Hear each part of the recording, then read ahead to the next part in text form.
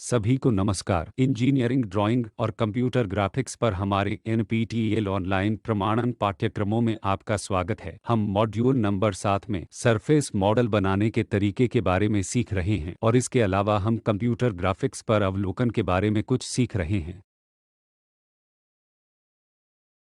इसलिए आज की कक्षा में हम विभिन्न सरफेस कंस्ट्रक्शन तकनीकों के बारे में जानेंगे। इन सभी सरफेस कंस्ट्रक्शन तकनीकों में हम मुख्य रूप से घन बहुपदों का उपयोग बेसिस फंक्शन के रूप में करते हैं।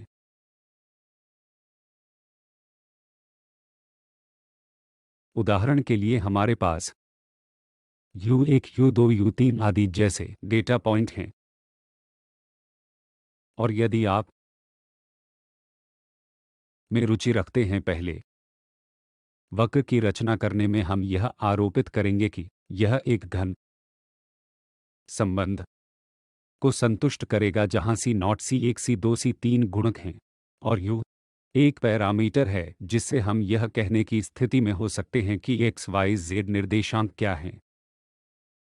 विभिन्न एक्स वाई जेड निर्देशांक हैं। हम इसे प्लग करने के लिए जा रहे हैं ताकि हम एक पैरामीटर कर्व प्राप्त करने के लिए स्थिति में हों। यहाँ इस C0 0 C1 C2 C3 मूल रूप से उस बहुपद कर्व के भार फंक्शन को दर्शाता है। वे एक तरह की चीज हो सकती हैं या 1 0 तरह की चीज 1.5.1 उस तरह की चीज हो सकती है। इसलिए हमने इन भारों को ध्यान से दिखाया ताकि एक अच्छा कर्व वास्तव में इन पॉइंट्स से होकर गुजरे। एक बार जब हम इन घन बहुपदों का निर्माण कर लेते हैं तो हम सरफेस कंस्ट्रक्शन के लिए उसी तकनीक को लागू करने के लिए प्रक्षेपित करेंगे। हर्माइट बाइक्यूबिक सरफेस के संदर्भ में पहला काम हम जो करते हैं वह उन बिंदुओं के बीच एक कर्व का कंस्ट्रक्शन है। यदि हम एक विशेष कर्व प्राप्त कर रहे हैं तो हम जुड़ रहे हैं। उदाहरण के लिए पॉइंट पी नॉट पी, जिसे हम जानते हैं कि ये उस सिस्टम के कोई भी एक्स वाई निर्देशांक हैं। हमें उस पॉइंट के बारे में जानकारी है, हमारे पास P1 के बारे में जानकारी है और इसी तरह हमारे पास पी नॉट पर टेंजेंट के बारे में जानकारी है जिसे हम पी नॉट प्राइम का निरूपण कर रहे हैं। इसी तरह P1 पर टेंजेंट जिसे हम P1 प्राइम कह रहे हैं।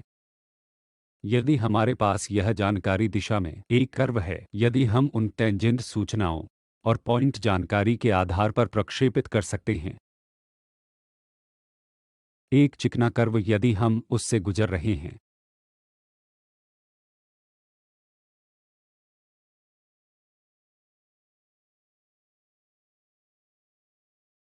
तो हम कहते हैं कि हर्माइट कर्व के रूप में वे एक विशेष संबंध को संतुष्ट करते हैं जहां आपका P उस कर्व पर कोई पॉइंट P इस संबंध को संतुष्ट करने वाला माना जाता है जिसे हम सरफेस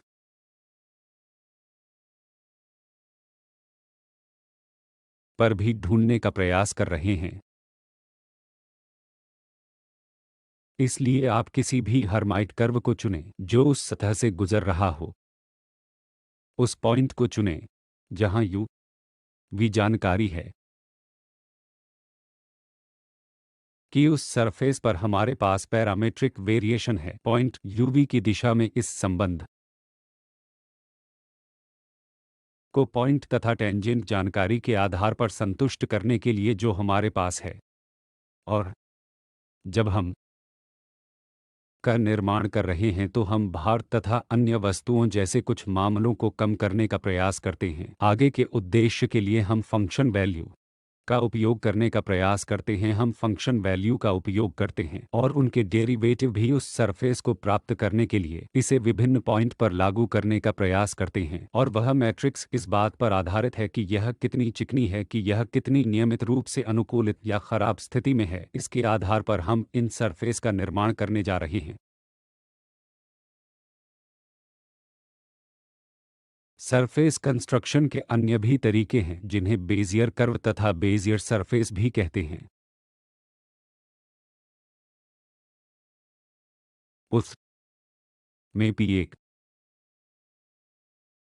P2 P3 P4 जैसे विशिष्ट डेटा पॉइंट हैं, हम इन डेटा पॉइंट को सीधे नहीं जोड़ पाते। जो हम करते हैं, हम पर आधारित बनाते हैं कुछ बहुभुज इन डेटा के बीच फिट होते हैं, और जब हम इन बहुभुज को फिट कर रहे हैं, जो भी कर्व इन बहुभुज को पार करते हैं वह है जिसे हम बेजियर कर्व कहते हैं। अगर मैं पैरामेट्रिक वेरिएशन के संदर्भ में इसका निरूपण कर रहा हूं, तो उस कर्व पर p किसी भी बिंदु p पैरामेट्रिक कर्व को pi के a के संदर्भ में विस्तारित किया जाना चाहिए, जहां के 1 के 2 के 3 के 4 में ये घन इंटरपोलेशन है, तो t हमारा पैरामेट्रिक वेरिएशन है।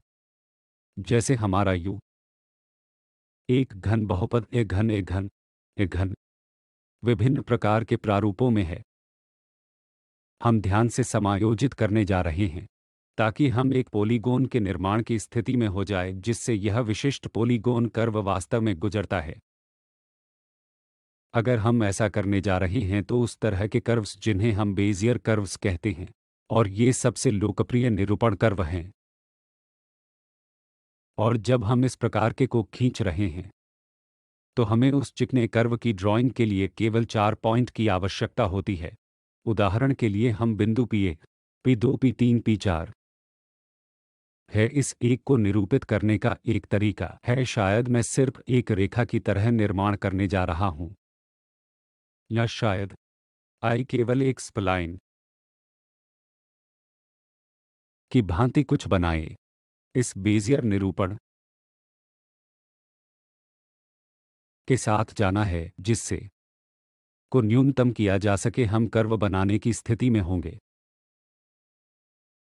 अधिकांश ग्राफिक्स एडिटर सॉफ्टवेयर जो कुछ भी हम वास्तव में कर्व की ड्राइंग करने जा रहे हैं और चीजों को प्रस्तुत करते हैं, इन बेजियर कर्व पर काम करता है।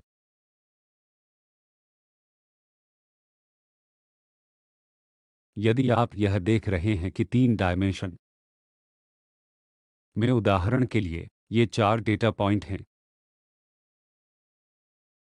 हमारे पास है, तो पहले हम उसमें बेजियर कर्व्स का निर्माण करेंगे। इसी प्रकार में हम एक शायद 2 पर बॉटम जैसे अन्य डेटा पॉइंट होंगे। 3 और 4 फिर से हम एक और बेजियर कर्व्स पास करने की स्थिति में हो जाएगा। इसी प्रकार एक अन्य बेजियर कर्व्स भी इसी प्रकार दूसरी दिशाओं में हमारे 4 डेटा पॉइंट हैं। किसी सरफेस ए बेजियर कर्व्स को इस प्रकार से पारित कीजिए जिससे कि हम उस ऑब्जेक्ट पर एक मुक्त सरफेस बनाने की स्थिति में हो जाएं। 16 डेटा पॉइंट को जानने पर हम एक बहुत ही सरल सरफेस बनाने की स्थिति में होंगे। आइए ध्यान से देखें कि हमारे पास 1 2 3 4 है। इसी प्रकार 1 शायद 2 3 4 तल में 5 और इस तरह डेटा पॉइंट हमारे पास हैं।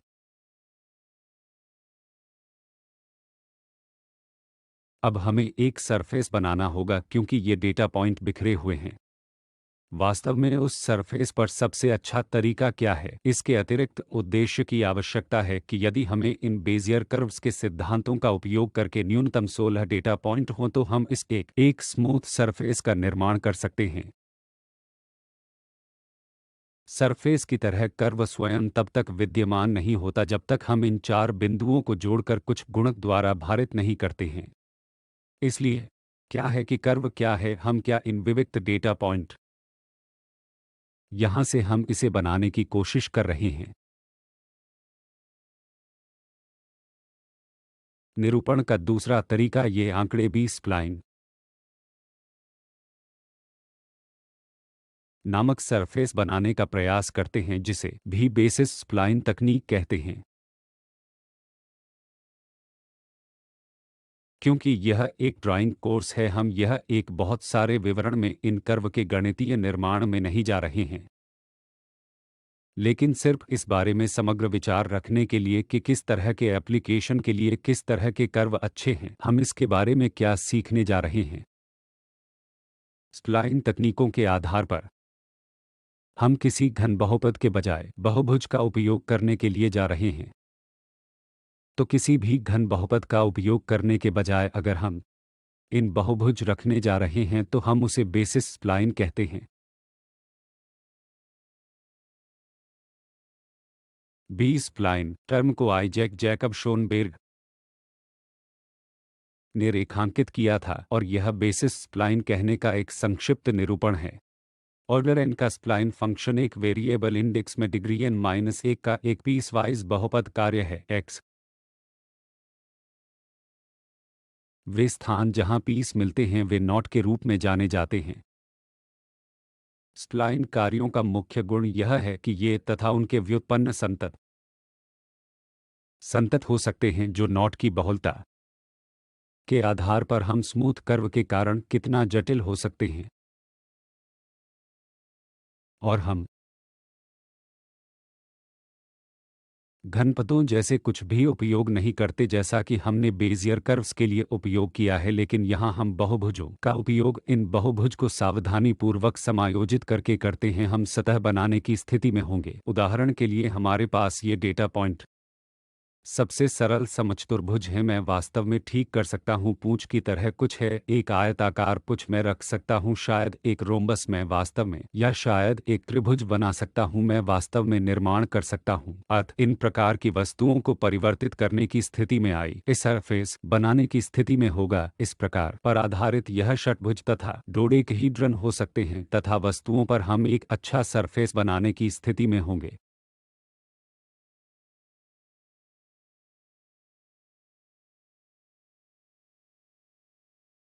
B spline order N B spline function के लिए समान क्रम परिभाषित है, जिसका अर्थ है कि सभी संभावित स्प्लाइन फंक्शन बी स्प्लाइन के लीनियर संयोजन से बनाया जा सकता है। यह लाभ वास्तव में इसे जोड़ सकते हैं एक लीनियर फंक्शन के रूप में कि लाभ क्या हम इस बी स्प्लाइन के साथ मिल जाएगा और वहां प्रत्येक स्प्लाइन फंक्शन के लिए केवल एक अद्वितीय संयोजन है। जब आप उपयोग कर रहे हैं कि उस सरफेस निर्माण में कोई मल्टीप्लिसिटीज शामिल नहीं होंगी, आपके पास वह अद्वितीय निरूपण होगा।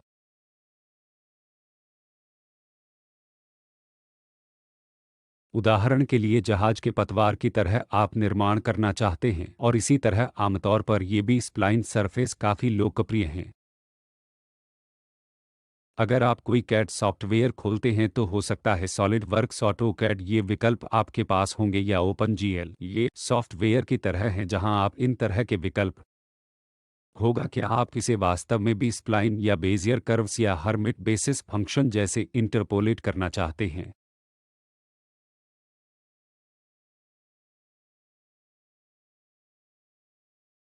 अन्य प्रकार का निरूपण गॉर्डन सरफेस द्वारा होता है। इसलिए इस प्रकार के गॉर्डन सरफेस को मुक्त रूप सरफेस मॉडलिंग कहा जाता है। इसका मतलब है कि आपके पास डेटा पॉइंट हैं जिन्हें आप वास्तव में ड्रैग ड्रॉप कर सकते हैं ताकि सरफेस उस कैड सॉफ्टवेयर पर स्वाभाविक रूप से समायोजित हो जाए। तो आपके पास उदाहरण के लिए G1 G2 कर्व का नेटवर्क होगा। जैसे कि अगर आई ऐसा कुछ कह रहा है तो यह एक कर्व है, आपके पास एक और कर्व है, आपके पास एक और कर्व है और आपके पास यहाँ और वहाँ अलग अलग डेटा पॉइंट हैं। अब अपने कैड सॉफ्टवेयर का उपयोग करके आप केवल डेटा पॉइंट में से एक चुन सकते हैं। अपने माउस को इधर उधर घुमाएं ताकि सरफेस की विविधताएं आपको दिखाई देने लगें और आप इन सभी पॉइंट्स में अपने सरफेस को ध्यान से खींचते हैं ताकि एक स्मूथ प्रकार के सरफेस को प्राप्त करने के लिए अच्छी तरह से मैप किया जा सके उस तरह का सरफेस जिसे हम गॉर्डन सरफेस कहते हैं। यह आपके G1 कर्व G2 कर्व तथा इन जी के इंटरसेक्शन के कुछ प्रकार के संबंधों को संतुष्ट करता है। एक G2 कर्व एक निश्चित मिश्रण फलन को संतुष्ट करते हैं। उदाहरण के लिए जैसे आप इन सरफेस पर अत्यधिक परिवर्तन कर रहे हैं, आप मोटर वाहन इंजन सिलेंडर बना रहे हैं जहां मफलर पाए जाएंगे, इस पाइपलाइन संरचना में अचानक परिवर्तन होगा। तब सबसे सरल तरीका है कि आप वास्तव में निर्माण कर सकते हैं। यह गॉर्डन सरफेस है। यहाँ इस प्रकार की वस्तु को दिखाया गया है। एक सिलिंड्रिकल अच्छे सरफेस जैसा कुछ आता है, अचानक एक टक्कर होती है, वहाँ एक तरह का डेंट भी होता है। तो आप वास्तव में इसके माध्यम से एक अच्छा कर्व फिट करना चाहेंगे, या शायद आप बायोमेडिकल क्षेत्र पर काम कर रहे हैं। आपकी फीमर या हड्डी की संरचना ये केवल स्मूथ कर्व से ही वर्णित नहीं है, इन हड्डियों पर अचानक परिवर्तन हो सकता है। आप वास्तव में इस प्रकार की वस्तुओं का पुनर्निर्माण करना चाहते हैं, तब इस गॉर्डन सरफेस का उपयोग करके उस पर ध्यान देने का सबसे अच्छा तरीका है। यह आवश्यक नहीं है कि कूल्हे की हड्डी का जोड़ सर्कुलर हो, इसमें कुछ विशेष कर्व हो सकते हैं। इसलिए जब आप वास्तव में कैमरों के माध्यम से तस्वीरें ले रहे हों तो आपके पास अलग अलग डेटा पॉइंट होंगे। अब आप इसे फिर से बनाना चाहते हैं और उस संपूर्ण डेटा को अपने 3 प्रिंटिंग डी ऑब्जेक्ट में स्थानांतरित करना चाहते हैं। आप क्या करते हैं कि आप उन पिक्सल सूचनाओं का उपयोग करते हैं, इन गॉर्डन सरफेस को बनाने की कोशिश करते हैं और इसे कंप्यूटर या उस मशीन एलिमेंट को सिखाते हैं, इसे इस तरह से प्रिंट करते हैं। आगे के उद्देश्य इस प्रकार की गॉर्डन सरफेस का उपयोग विशेष रूप से जेट इंजन नलिकाओं और अन्य चीजों के लिए किया जाएगा जहां अचानक बाधा उत्पन्न होती है। आप इस गॉर्डन सरफेस का उपयोग करते हैं।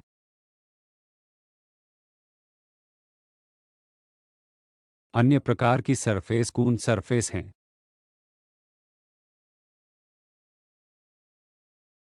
विशेष रूप से बी स्प्लाइन बेस स्प्लाइन लोकप्रिय होते हैं जब बाउंड्री खुली होती हैं तो आपके पास अलग डेटा पॉइंट होते हैं, लेकिन ये अलग डेटा पॉइंट उस ऑब्जेक्ट के अंदर कहीं भी कोई बाउंड्री नहीं बना रहे हैं जो आपके पास है।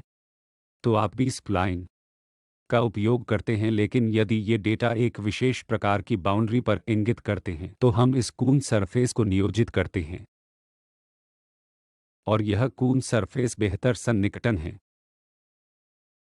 इसलिए कूंस कंप्यूटर ग्राफिक्स के क्षेत्र में एक प्रसिद्ध अग्रणी हैं। वह एमआईटी में प्रोफेसर थे और उन्होंने इंजीनियरों के लिए इन डिज़ाइन टूल के निर्माण के मामले में बहुत समय बिताया है। तो यहाँ कुछ इस तरह एक अमूर्त में हमारे पास यह कर्व या उस विशेष कर्व पर डेटा पॉइंट हैं और जो बाउंड्री बनाते हैं। इन आंकड़ों के निर्माण का सबसे अच्छा तरीका क्या है? इसके अंदर एक सरफेस को इंगित करता है जिसके बारे में हमें कोई जानकारी नहीं है। हमारे पास केवल बाउंड्री की जानकारी है, जो हमारे पास सबसे अच्छा तरीका है जिससे मैं वास्तव में उस सरफेस का निर्माण कर सकता हूं। यह दृश्य के लिए बहुत अच्छा लगता है, लेकिन निर्माण का मतलब है कि इसके लिए थोड़ा सा गणितीय कौशल सेट की आवश्यकता है। इसलिए कोई भी कैड सॉफ्टवेयर वास्तव में उस बैकग्राउंड प्रोग्रामिंग को इस तरह की सरफेस के निर्माण के लिए नियोजित करता है।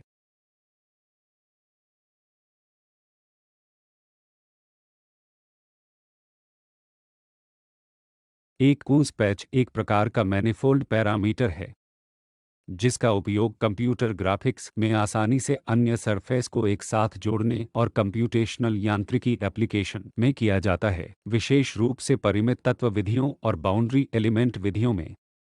आप वास्तव में डोमेन की समस्याओं को एलिमेंट में जोड़ना चाहते हैं और इसी तरह ये कून सरफेस काफ़ी लोकप्रिय हैं।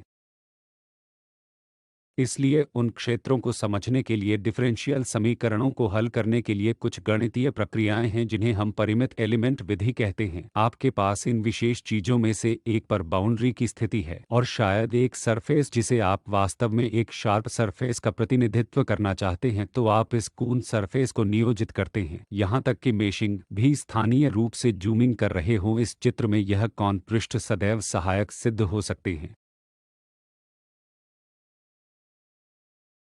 और आगे इन कून सरफेस पर लोग इन सरफेस को शार्प करने के लिए एक सम्मिश्रण प्रयास का उपयोग करने की कोशिश करते हैं, और भले ही आप जूम कर रहे हों कि पिक्सेल भिन्नता वास्तव में उस तरह की तकनीकों में भिन्न नहीं होनी चाहिए जिसका लोग उपयोग करते हैं। इसके अलावा वे बिलिनियर और बाइक्यूबिक प्रकार के इंटरपोलेशन का भी उपयोग करते हैं। इसलिए यहाँ हम जो देख रहे हैं वह मूल रूप से इंजन डक्ट है, जो जेट इंजन है जो आपके विंग्स पर है। आपके पास जेट इंजन जैसा कुछ होगा जो हवा को पकड़ता है और ईंधन को जला देता है ताकि एग्जॉस्ट निकल जाए और वह उस इंजन के जोर को सप्लाई कर सके। इसलिए इन नलिकाओं में हमेशा कुछ विशेष प्रकार का रूप होता है। यदि आप देख रहे हैं कि वे उस दिशा में अच्छी तरह से मुड़ते और ट्विस्ट होते हैं, तो उस तरह के सरफेस निर्माण के लिए ये कून सरफेस काफ़ी लोकप्रिय हैं।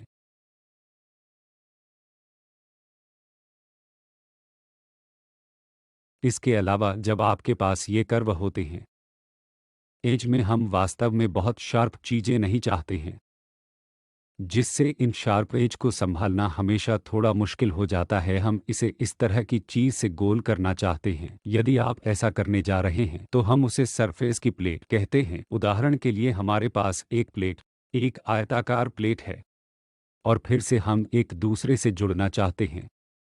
इसके एज शार्प हैं, हम शार्प एज को नहीं चाहते हैं। हम क्या करते हैं, हम उस सरफेस को हटाने की कोशिश करते हैं, इसे स्मूथ जैसा कुछ बनाते हैं।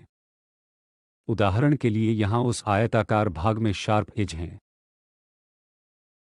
क्योंकि इन शार्प एज से हम बचने की कोशिश करते हैं, क्योंकि यह हमारी उत्पादकता को प्रभावित या नुकसान कर सकता है, या शायद खरोंच के रूपों को उस सरफेस विशेष चीज को बनाए रखना मुश्किल है। इसलिए हम हमेशा इसे गोल करते हैं। इस तरह की चीजें, जिसे हम प्लेट सरफेस कहते हैं, एक प्लेट सतह दो अन्य सरफेस एज को जोड़ने वाला एक गोलाकार एज है। सबसे आसान तरीका यह है कि आप वक्रता का रेडियस चुनें, वहां से एक केंद्र आप इन कर्व के टेंजेंट के रूप में शामिल होने के लिए एक लाइन खींचते हैं और शेष सामग्री को हटाते हैं और उस जानकारी को बाहर निकालते हैं ताकि आपको एक प्लेन सरफेस मिल जाए। यहाँ हमारे पास एक और प्रकार का निरूपण है। आपके पास यह आयताकार प्लेट है। आयताकार प्लेट, आप इस स्मूथ सरफेस को बनाने की कोशिश करते हैं और इन हिस्सों को जोड़ने का प्रयास करते हैं, जिसे हम प्लेट सरफेस कहते हैं। इसी तरह आइए इसे देखें। हो सकता है कि आपके पास एक ऑटोमोबाइल कार विंडशील्ड हो। ऑब्जेक्ट के साथ अच्छी तरह से गठबंधन किया जाना चाहिए, यह तेज बदलाव नहीं होना चाहिए। उस उद्देश्य के लिए भी हम फिलेट सरफेस का उपयोग करते हैं। जब भी आप इन फिलेट सरफेस का उपयोग करने जा रहे हैं तो उपयोग करने का लोकप्रिय तरीका बी स्प्लाइन सरफेस है। कोई वास्तव में इसका उपयोग कर सकता है, वे एक पॉइंट से दूसरे पॉइंट पर अच्छी तरह से मैप किए जाएंगे। इसी तरह कैड सॉफ्टवेयर में हम ऑफसेट सरफेस नामक अन्य प्रकार की सरफेस का उपयोग करते हैं। आपके पास एक सरफेस के संबंध में एक सरफेस होती है, उसी तरह की सरफेस जिसका हम निर्माण करना चाहते हैं। उदाहरण के लिए मेरे पास एक सिलेंडर है। मेरे पास एक सिलेंडर है। मैं उसके चारों ओर एक और कंसेंट्रिक सिलेंडर रखना चाहूंगा। अगर मैं इस तरह की चीज का निर्माण करने जा रहा हूं, जिसे हम इसे ऑफसेट सरफेस कहते हैं, यहाँ हमारे पास कुछ अज़बेस्टो प्रकार की शीट है। छत एक पैरेलल चीज है जिसे हम बनाना चाहते हैं, जिसे हम ऑफसेट सरफेस कहते हैं। यहाँ भी इसे देखने का एक आसान तरीका यह है कि यह कर्व या सरफेस है जो हमारे पास है। पहले उस दिशा में उस सामान्य पॉइंट का निर्माण करें, एक विशेष रेडियस के साथ एक सर्कल बनाएं जहां भी वह सरफेस एक स्पर्श रेखा पॉइंट पिक हो। इसे कुछ इस तरह से चुनें जैसे हमारे यहाँ एक पॉइंट है जिसमें एक ऑफसेट दूरी है। क्योंकि रेडियस एक सर्कल ड्रॉ करें। अब हम वहाँ एक टेंजेंट ड्रॉ करने जा रहे हैं। इसका मतलब है कि हमारे पास वह पॉइंट है, इसलिए अब उन पॉइंट्स से जुड़कर एक ऑफसेट सरफेस का निर्माण करें। यह सबसे आसान तरीका है जिससे कोई भी वास्तव में किसी भी ऑफसेट का निर्माण कर सकता है। यदि हम वास्तव में उस कर्व की गुणवत्ता में सुधार करना चाहते हैं तो हम विशेष कर्व का उपयोग करते हैं। अन्य टर्मिनोलॉजी का भी हम उपयोग करते हैं जब हम सॉफ्टवेयर का उपयोग करके इन 3D वस्तुओं का निर्माण कर रहे होते हैं, जिसे हम चैम्बफर कहते हैं। चैम्बफर मूल रूप से प्लेन पर सामग्री को हटा रहा है। हम इसे गोल नहीं करते हैं, लेकिन हम सीधे उस सामग्री को काटते हैं या हटाते हैं जैसे प्लेन पर।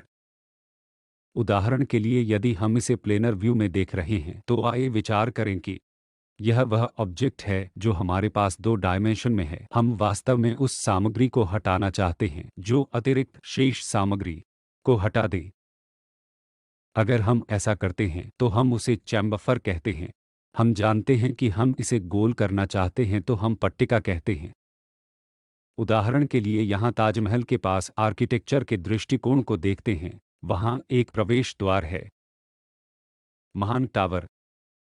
अगर हम इन स्तंभों को देख रहे हैं तो ये गोलाकार प्रकार के कॉलम टावर नहीं हैं। ये एक प्लेट की तरह होते हैं। अगली प्लेट दूसरी प्लेट से जुड़ी होती है। इस तरह की तेज़ कटौती अगर हमारे पास उस पर है तो हम चैम्फरिंग कहते हैं।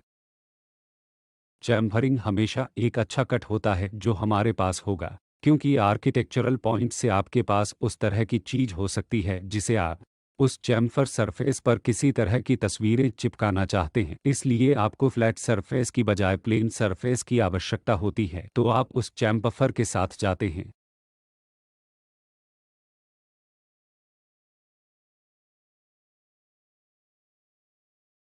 इसलिए अगली क्लास में हम सॉलिड कार्यों के बारे में जानेंगे और कुछ उदाहरणों का अभ्यास करेंगे कि उस उपकरण का उपयोग कैसे करें। बहुत बहुत धन्यवाद।